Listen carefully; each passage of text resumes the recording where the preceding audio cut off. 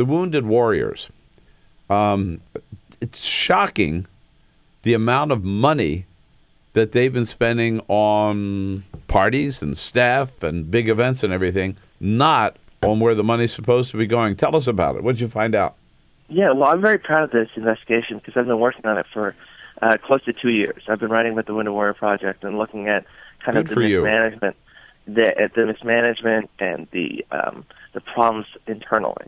And so my most recent story comes as the Wounded Warrior Project finally is starting to see that there are problems within the organization. The board of directors fires the CEO and the chief operating officer late last week. And as this happens, all these sorts of details start to emerge to me. These whistleblowers come out of the woodwork and start talking to me. And so we did the story on Friday about this insane internal culture that happens at the Wounded Warrior Project. There's a culture of arrogance there and a culture of wasteful spending. We got documents showing that their annual candy budget, just on candy alone, was $250,000. And this is a wait, candy for whom? For staff. For staff? $250,000? Is that crazy? Oh my. Yeah, and this is all donor money.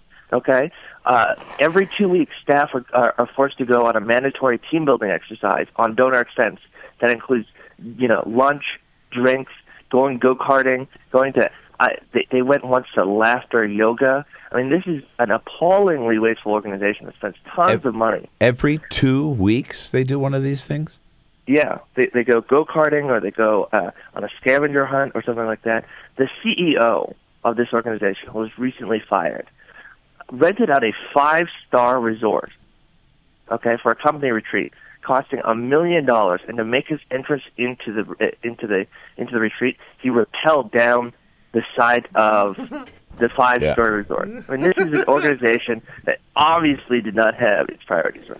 Yeah, I saw the video of that, by the way, and rode into another event like on a white horse or something. I mean, yeah, he rode in on a real horse. Showman. Yeah, he's rode in on a Segway. I mean, look, if you are running a private company and you're making the profit margins are great and everything is going great for your company, that's one thing.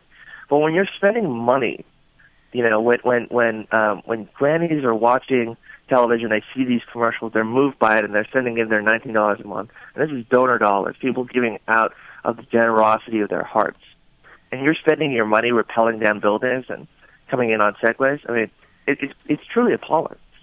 What response has there been to donors to Wounded Warriors now that this, or is it too soon to tell whether people will withdraw their money from the organization now that they see how much waste and fraud there is?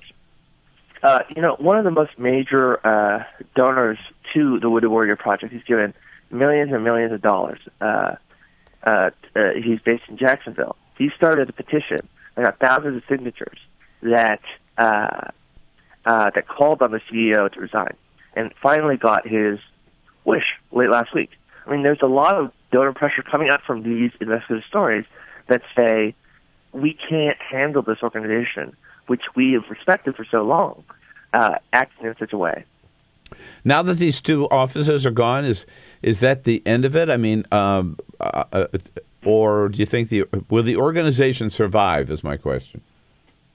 I think it's too soon to say whether it will survive. I think that there's a strong chance, just based on its forward momentum. It is one of the largest charities in America, the largest veterans charity in America. It has a lot of funds and staying power, and if it makes the right decision, it certainly has the ability to survive going forward. But what is clear to me is that these problems go deeper than just the top two guys, right? That this is deeply enmeshed in the internal culture of this organization. Yeah, and you know what? It's going to be tough to turn around, too. Really tough to turn around after that kind of publicity.